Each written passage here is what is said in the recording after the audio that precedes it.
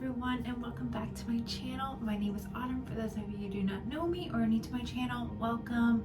On this channel, we do a bunch of cleaning videos, organizational videos, hauls, and today I am thinking of doing a get ready with me while get to know me video. I don't think I've ever done a get to know me video, so this is going to be the first one. I do hope you like it, and let's just jump right in.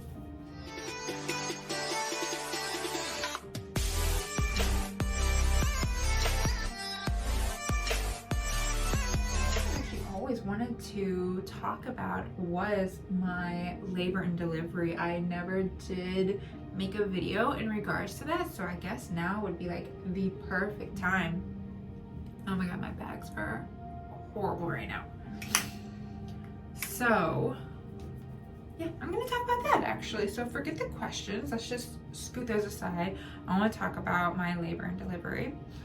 So on lovely January 19th, 2021, which was actually his due date, I had an appointment at 8 a.m. My husband drove me just because we were both so anxious to see what the doctor said, so he wanted to come with me.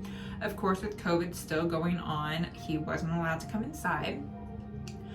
The appointment, sorry, the room and stuff, he can wait in the truck though, which is so irritating. Literally all of my appointments with my first, child, I had to be all alone. I didn't allow, he wasn't allowed to get any ultrasounds or anything. He couldn't listen to the heartbeat, so I had to either FaceTime him or record videos for him, which was definitely the worst thing a mother has to go through, honestly, as a first-time mom, or really any time mom. Just doing everything alone. It's absolutely horrible that the, government allowed that. What am I doing? So, that was a little, glimpse of how my pregnancy all went. Was I did it all alone, which sucked. But he was very supportive, always asking, how am I doing and everything, and always asking for pictures from the ultrasound, because they did, my hospital did a digital ultrasound picture, so I didn't get an actual picture, unfortunately. I wanted one, but they sent everything to you through email, so I got all my pictures my email on my phone, which was, okay, but I didn't get to experience have like a line of pictures that you can see all the movements and stuff of the baby. So, there's that. But, so January 19th, 2021, 8 a.m., my appointment, doing normal little blood pressure, weight, checking the vitals and everything, see how I'm doing. Everything's good. They're asking me how am I doing. I'm like, I'm just ready for this baby to get out of me, please. It's 40 weeks, almost 40 weeks in one day. I am just over it. He's gigantic. He's moving around, punching every single organ that's within reach. But yeah, so I wait and wait and wait. Finally, the doctor comes in the room, checks my lovely cervix to see how I'm doing, and lo and behold, I am 3 centimeters dilated. And she's like, have you had any contractions, Braxton Hicks, anything like that? I'm like, I have them every now and then, but they're not consistent.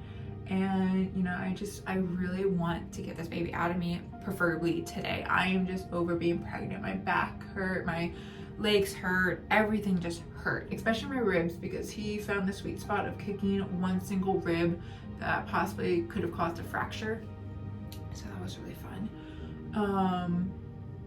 So they're like, okay, do you want to do, it's called a membrane sweep. I'm like, do it. I do not care. So I did do that. They did it. Very uncomfortable. It's not painful, it's just uncomfortable. I'm not really going to go into details. If you want to know what a membrane sweep is, I would maybe Google it. Just don't psych yourself out. It's not as bad as you think. But yeah, I did a membrane sweep, and literally like 2 minutes after it was complete, I was having contractions. They weren't consistent enough to, or quick enough together to go to the hospital right away. So I got in my husband's truck, drove home, started working again because I was still on the, had to clock back in and make money and stuff to pay for all the freaking hospital bills that I'm still paying till this day. I still have, I think, like 5 more automated payments to pay and I'm done. But, yeah, so I got home. This was around, I think, 10 o'clock I got home. So it was like a 2-hour appointment. It was so much fun. It was mainly all waiting though. Got home, clocked in, was on my bouncy ball, just bouncing along, trying to quicken up the contractions. 11:30 then hits, and they are finally consistent where they're like maybe 5 minutes apart. Pretty strong, not, screaming or anything, but it was just, I had to kind of like hold my breath through them because they were getting uncomfortable. So I jumped in the shower to see if they would calm down. Then I messaged my supervisor just saying, hey, probably gonna take the rest of the day off, really not feeling well, possibly gonna go to the hospital in a little bit. And of course she sent a mass email out to the whole company saying, Autumn is going to the hospital to have a baby. I'm like, probably not, but okay. So I, hop in the shower. Pretty warm shower. I loved really hot showers, even though it's probably not the best. Yeah. So I hopped in the shower and it wasn't as bad, the contractions. So I, went about my day. I asked my husband to make me a crunchy quesadilla because I was craving that. He makes the best crunchy quesadillas. And he did, and I ate probably 2 bites of it and started feeling nauseous because the contractions were going on again. So I said, hey, you can have the rest. And I'm like, let's slowly make our way to the hospital. And he's like, you think it's time? I'm like, I think it's time. So we double check all the bags that are already in the truck that I put, and yeah. So we head to the hospital. It is about a 20-minute drive, and of course there is a brick road we have to go on in order to get there. And that is so much fun, sarcasm, so much fun to go on when you are in labor. So we get there, I check in, let them know that I'm having contractions pretty close apart, let them know that today is the due date. And they're like, all right, fill out this form and we will see what we can do. And then I fill it out, get into a hospital gown, pee in a cup, and they check my cervix again, 5 centimeters dilated. I'm like, okay, so between 9:30ish is when they did the cervix membrane sweep to I think it was 12:15 we got to the hospital and I was in that gown. And then about 30 minutes later, after them telling me that I'm 5 centimeters dilated, they're like, all right, let's get you in a room and get you all prepped up. I'm like, okay. So IV's in, nightgown's on, everything is good to go. I am just now waiting. I was trying to go natural on my first child. I was 5 when I got in the room, and I was there from like 1 until like 4 maybe, and nothing was really progressing. I did get to 7 centimeters though. I don't know what time it was, but I finally hit 7 centimeters. I was nauseous. I was not screaming. I was just clenching every single muscle in my body to release the tension of the contractions. And finally, I asked for an epidural. I felt like a failure at first, but then I'm like, you know what? I am having a baby. Okay, men can't do this, only women can. And I'm having one. So you know what? If I want an epidural, no one can shame me for having an epidural because a lot of people can't. go through the pain naturally. The ones that can, oh my gosh, you are Wonder Woman. I am so beyond proud of you guys for being able to do that. But yeah, so I asked for an epidural. I think that was around maybe 6:30, 7, maybe 7:30. I was losing track of time. I did have my phone on me. It was in the bag, and we were just, trying to focus on getting through the contractions.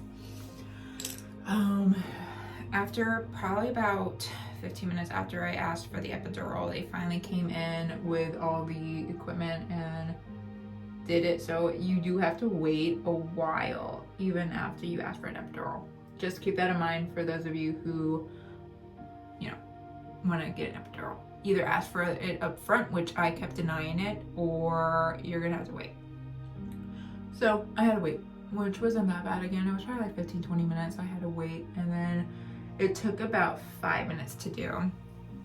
Very surprisingly, it's not as painful as you think a giant needle going into your back is. I am one of those needle phobics, and being able to do that, I was like high-fiving myself. I'm like, I just got the biggest needle in my back, and it didn't hurt, and I didn't cry. Okay, I cried a little bit because it did, it stung, but it wasn't horrible. All right, let's do some eyebrows.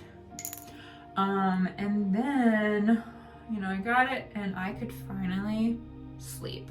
Like, I actually took a nap after I got the epidural, so I felt incredible. So I'm just gonna say one thing. I don't know what it is, but you actually forget what contractions feel like. Like, I can't tell you what a contraction feels like. I do not remember. The only thing I do remember is on the epidural, the contractions felt like I was pooping my pants without trying to poop my pants. So just keep them in mind. Also another thing, TMI definitely, but you will poop on the hospital bed. I am telling you this right now, you will. It's probably like 100% you will. Do not gross yourself out. It is completely natural. I know I did. I don't care. I'm gonna put that in the world. I pooped on the hospital bed while delivering my son. So, here comes, let's see, I think around like 8:15 or 8:30 p.m. So this is still the same day, January 19th. I finally felt the urge to push.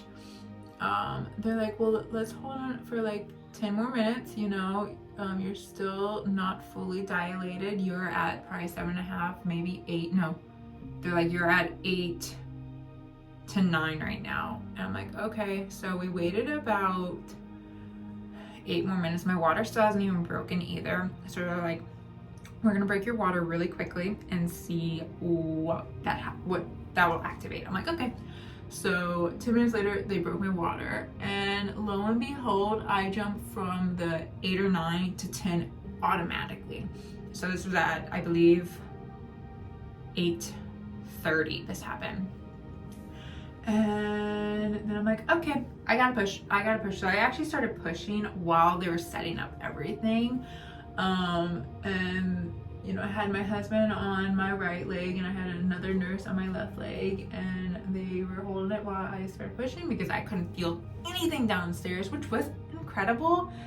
But then, you can't feel anything, so you don't know how to control your limbs. So they had to hold the full fatness of my legs up by themselves. So started pushing. 45 minutes later, I have a son in my arms. It was actually incredible. I was making jokes the entire time while pushing, and we were all just laughing and having a great time. There was only 2 nurses in there. Well, there was the doctor that was delivering my son, and then a nurse, and then my husband, and that was it. The lights were all dim. There was actually music in the background that they put on, like really relaxing meditation music. And they asked if I wanted a mirror. No, I did not want a mirror at all. I can't stand the sight of blood, so no thank you. So, but yeah, 45 minutes of pushing. I probably pushed a total of maybe 12 times, and he was finally out. I did have to take a couple of breaks in between just because the baby's heart rate would drop and then go back to normal. I don't know if that was because a contraction was going on. They didn't know either, so we just had to take some breaks in between. That's why it took, 45 minutes. Finally got my eyebrows on. I'm just gonna fix it here. Okay. And then, yeah, so my son was in my arms and we did the cord delay, the cord clamping delay. So he was on my chest for probably 1 or 2 extra minutes. And then they took him away, they cut the cord, husband cut the cord, and yeah, so it was a total, I want to say I was at the hospital for a total of 2 days because he did have jaundice, so they had to double check him. So that was really fun. And also I lost a little bit too much blood that they didn't really like, so I had to be an extra day just to make sure my blood count went back to normal. A lot of blood work. Just say that when you have a baby, there will be a lot of blood work that goes into it. So if you are needle phobic, just know you will get through it, but it sucks. And then also the whole trying to sleep in the hospital is non-existent. So just keep that in mind, that you're gonna be sleep deprived as a new mom. Like, not just because you have a baby now. No, it's because the nurses come in every 2 hours to check on you, which is amazing. You guys are incredible. I love nurses, but maybe a little less. Just a little less so that we can sleep, but it's okay. So yeah, once we, we're all good and checked and I had to pass a stool, we were all good to go home. And we got home on January 21st, and it was amazing. I mean, we didn't know what the hell we were doing at all, but for some reason, motherly instincts took over very quickly, and I knew exactly what to do. And it was just, an incredible first-time experience to have a baby. I did unfortunately tear though. I had a 2nd-degree tear, so the healing process was a little bit longer than I wanted. It took about maybe 3 weeks to be fully back to, no pain. But yeah, 6 weeks postpartum appointment though was pretty fun. They kept asking me if I wanted the, antidepressants or anything like that, because baby blues hits hard. The anxiety hits hard, just fair warning. It does go away eventually. I mean, the anxiety is always there because they're always, running around, face planting into walls or floors or jumping off of things. So the anxiety will always be there. But yeah, the baby blues, that's not fun. Trying to take a shower while having my husband watch my son, I was crying because I didn't like being away from him. So that was fun. But yeah, so that was kind of my what is it called? Labor and delivery story. If you do like that kind of content, I can post more. We will actually be probably trying for another kid here shortly. We're trying to figure some stuff out, with work and stuff, and maybe a new house. But right now we're kind of stuck in this house because of the business. With it being so new, you apparently can't refinance, buy a house or anything without a full year's worth of self-employment. Sorry if you just heard a kid running, screaming. That was my child. But yeah, so this was my everyday that I only do once a week makeup look. So yeah, I hope you liked it, and I hope you liked today's video. Sorry it was so rambled. Again, I am trying to get back into the swing of things with posting videos. And then also just, trying to figure out what to post while working full time with a toddler is so much fun. So I'm thinking my next video might be, a cleaning video, of course, an organizational video and or you know, a day in the life video of a stay-at-home working mom. So it was so much fun. Yeah. All right, well, here is a little bit of a closer up look for, I'm probably not even looking at the right camera. Is that the camera? That is the camera. I was looking at the little green dot. Sorry, I've been looking at the thing all wrong, but I'm also looking mainly at the screen too. I am currently actually shooting off of my iPhone 13 Pro Max front camera, so let me know how it looks. I do have my Canon camera, I just kind of lost the SIM card and I don't feel like spending $32 on a new SIM card. So yeah, so actually I forgot, I'm sorry. I'm going to finish off with a little sugar nude fresh lip, and that is my complete look. Yeah, so I do hope you liked today's video, and I will see you next time. Yeah, bye.